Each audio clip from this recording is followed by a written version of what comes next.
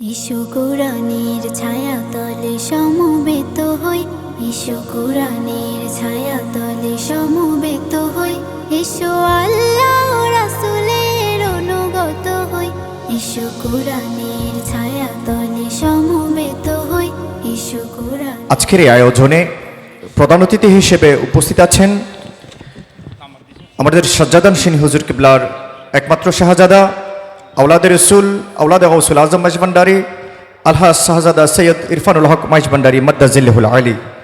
সম্মানিত অতিথি হিসেবে উপস্থিত আছেন শাইখ মোহাম্মদ মৌলানা মোহাম্মদ উসমান গনি, যুগ্ম মহাসচিব বাংলাদেশ জাতীয় ইমাম সমিতি, assistant professor Ahsania institute of Sufism.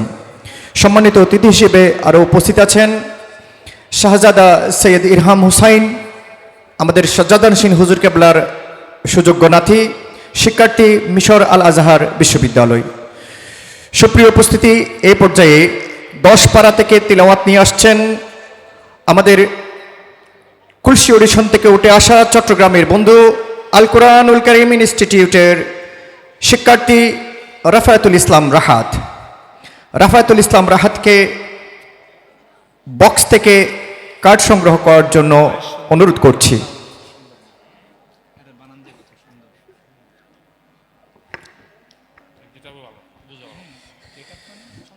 আমাদের 10 পারার দ্বিতীয় প্রতিযোগী রাহাত তার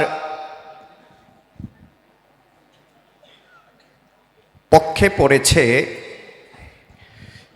3 পারার 15 পৃষ্ঠা। 3 পারার 15 পৃষ্ঠার শুরু থেকে আমাদের প্রতিযোগী রাহাতকে তিলাওয়াত করতে হবে। ধন্যবাদ, শুভকামনা রইল রাহাতের জন্য। আসসালামু আলাইকুম ওয়া রাহমাতুল্লাহি ওয়া বারাকাতুহু। أعوذ بالله من الشيطان الرجيم.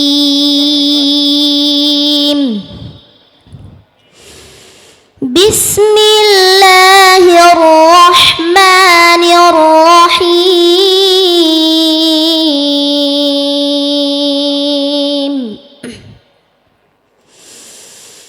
ويكلم الناس في المهد وكهلا ومن الصالحين.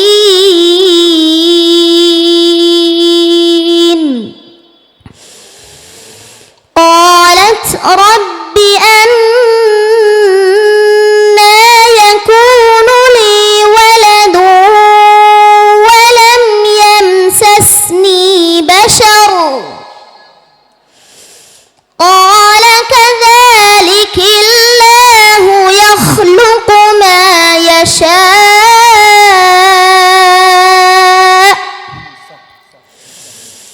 إذا قضى أمرا فإنما يقول له كن فيكون.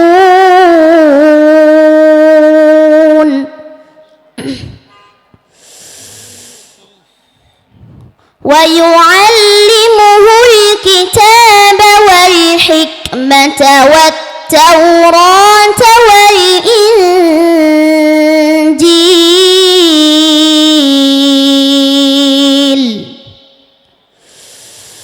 ورسولا إلى بني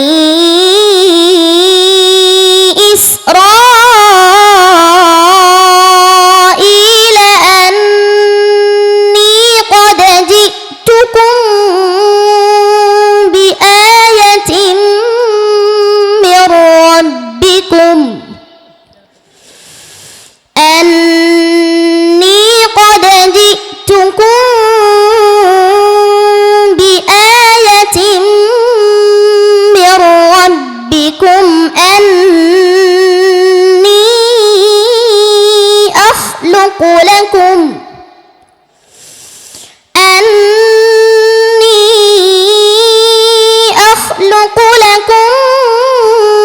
من الطين كهيئة الطير بإذن الله. أعد. أني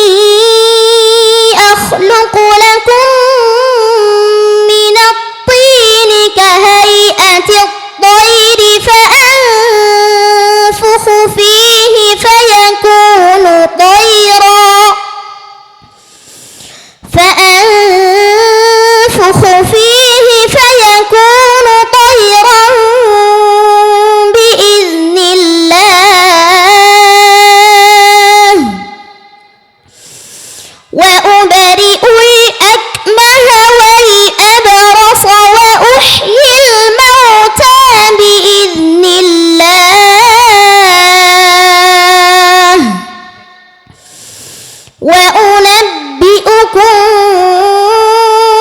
بما تأكلون وما تدخرون في بيوتكم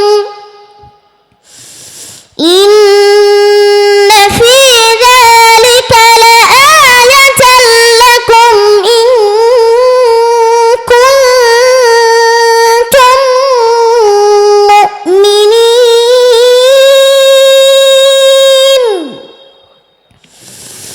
ومصدقا لما بين يدي من التوراة ولأحل لكم بعض الذي حرم عليكم وجئتكم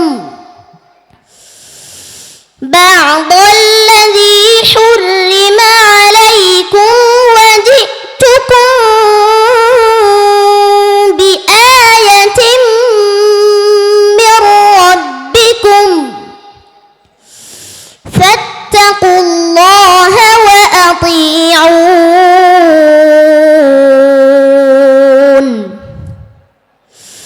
إن الله ربي وربكم فاعبدوه هذا صراط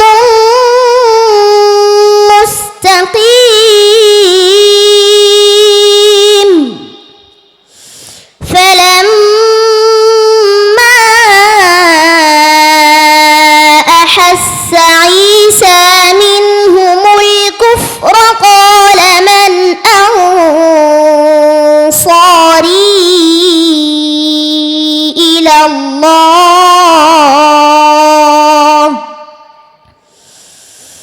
قال الحواريون نحن أنصار الله آمنا بالله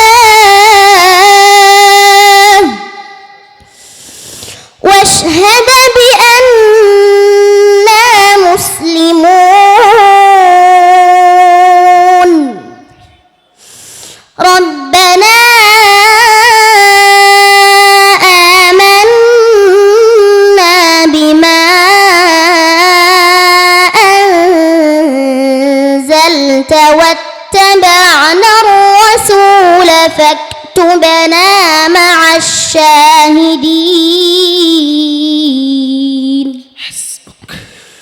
صدق الله العظيم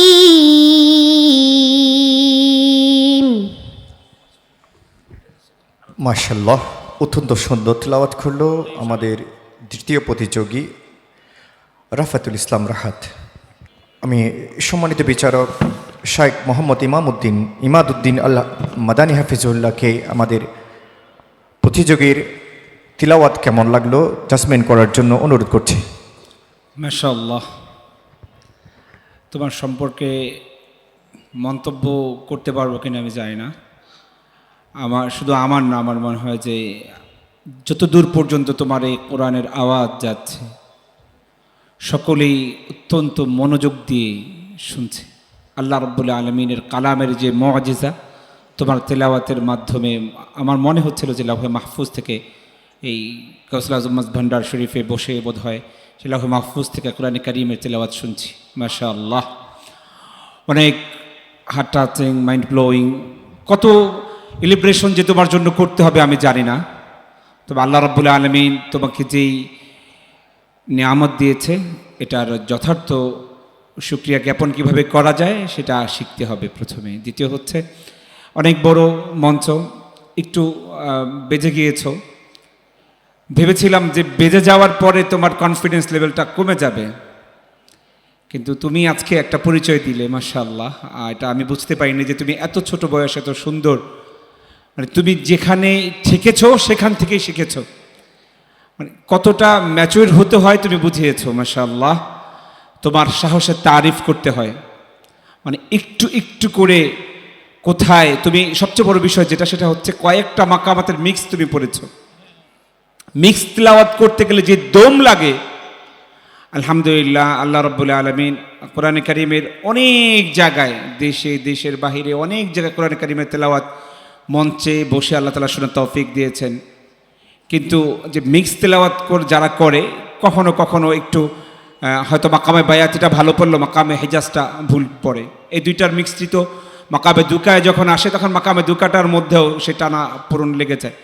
কিন্তু মাশাআল্লাহ, তুমি এত ছোট বয়সে তোমার এত দম কোত্থেকে এসেছে আল্লাহ রাব্বুল আলামিনই জানে।